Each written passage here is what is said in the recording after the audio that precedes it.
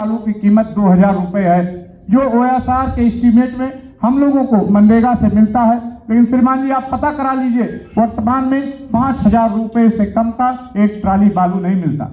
जो सरकारी ईंट भट्ठे से ईंटे का रेट है वो हमारे यहाँ सेकंड क्लास ईंट से भी कम है, और उससे हम लोग फर्स्ट क्लास का ईंट कैसे लगा सकते हैं। इसी तरह सीमेंट 320 रुपया बोरी का प्राविधान है हमारे मनरेगा के एस्टीमेट में, जो OSR से बनता है 320 में। बाजार में कहीं भी सीमेंट नहीं मिलता श्रीमान जी, सीमेंट का रेट 400 से 450 रुपया तक है। तो जब मटेरियल का रेट ही कम है हमको, तो हम लोग एक नंबर का काम जैसा आप चाह रहे हैं हम लोग किस तरह ग्राम पंचायत में करें। इन तमाम समस्याओं को लेकर हमने सभी प्रधानों से विचार विमर्श के बाद एक मांग पत्र बनाई है, जो आप श्रीमान जी के समक्ष हम लोगों ने रखा है। आप चाहें तो हम लोग गांव में काम करें, आप जिस तरह चाहें हम लोग काम करें। इस वार्ता के लिए हम सभी लोग यहाँ आए हैं। आपने कल समय दिया, इसके लिए आपका बहुत बहुत आभार। मैं आदरणीय जिलाधिकारी महोदय से, आदरणीय मुख्य विकास अधिकारी महोदय से, आदरणीय DC मनरेगा महोदय से, आदरणीय जिला पंचायत राज अधिकारी महोदय से, आप सबसे हम सभी लोग यही उम्मीद करते हैं कि एक स्पष्ट दिशा निर्देश हो, जो ब्लॉक परिवार में भी फॉलो करें, ग्राम प्रधान भी फॉलो करें, तभी हम लोग गांव में काम कर पाएंगे। श्रीमान जी आपके आदेश के क्रम में गांव में परिवर्तन दिखे हैं, ब्लॉकों में परिवर्तन दिखे हैं, लेकिन मनरेगा एक ऐसी अनसुलझी पहलू वाली योजना है जिसका कोई स्पष्ट आदेश ही नहीं है, जिसका कोई स्पष्ट क्रियान्वयन ही नहीं हो पाता। बहुत से ऐसे काम ग्राम पंचायतें करती हैं जिसका हम लोग बिल वाउचर नहीं बना पाते। आज ग्राम पंचायतों में चौपाल का कार्यक्रम शुरू है।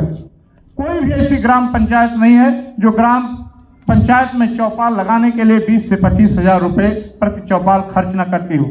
इस जिले का सर्वोत्कृष्ट महोत्सव कपिलवस्तु महोत्सव है, जो प्रधानों के सम्यक प्रयास और आर्थिक सहयोग से मनाया जाता है। इस जिले में कोरोना काल में करोड़ों रुपए का भोजन हम ग्राम प्रधानों ने अपने पैसे से कराया, लेकिन 1 रुपए का भुगतान किसी प्रधान साथी का नहीं हुआ। वर्तमान में बाढ़ जैसी भीषण विभीषिका में कई नौगढ़ ब्लॉक, बढ़नी ब्लॉक, जोगिया ब्लॉक जैसे डुमरियागंज ब्लॉक इटवा के कई प्रधानों ने गांव के ग्रामीणों को खाना खिलाया, लेकिन जिसका बिल वाउचर नहीं बनता। हम लोग अपने पास से वो सारी व्यवस्था करते हैं। ये सब बातें बताने के लिए नहीं श्रीमान जी, हम लोग चुने हुए जनप्रतिनिधि हैं, इतना काम हम लोग करते हैं। लेकिन 237 रुपए में उत्तर प्रदेश नहीं, भारत के किसी भी कोने में कोई भी ऐसा मजदूर नहीं मिलेगा जो 1.5 घन मीटर मिट्टी खोद सके।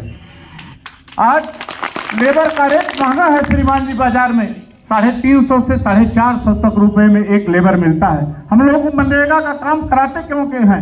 हम सभी लोग पढ़े लिखे प्रधान हैं, सभी नौजवान अपने अपने गांव से जीत के आए हैं। गांव में चुनाव के समय हम लोगों ने गांव में वादा किया है कि मलिन बस्ती में नाली का निर्माण पक्के काम कराऊंगा, उनके टोले में भी इंटरलॉकिंग कराऊंगा। अगर हम लोग कच्चा काम करेंगे नहीं तो पक्का काम की स्वीकृति हम सबको मिलेगी नहीं। इसीलिए हम लोगों को मनरेगा का वो काम मजबूरी में कराना पड़ता है। हम लोग नगद पैसा देते हैं श्रीमान जी, धरातल की सच्चाई ये है, और पैसा 350-400 रुपए तक है जो प्रति लेबर को हम लोग देते हैं। क्योंकि मनरेगा का अभी तो जल्दी जल्दी पैसा आने लगा, लेकिन एक समय ऐसा था जब 6 महीने तक 1 रुपया मनरेगा में लेबर का कास्ट नहीं आया। हम लोगों ने अपने पास से उस पैसे को दिया और सभी लेबरों को मजदूरी दिया गया। 450 रुपए में कहीं भी मिस्त्री नहीं मिलता श्रीमान जी। मिस्त्री जो हमारे यहाँ राजगीर है वो प्रतिदिन 700 से 800 रुपए तक लेता है, और 450 रुपए हम लोगों को मजदूरी मिलता है। लेकिन एन केन प्रकार हम लोग सभी काम कराते हैं।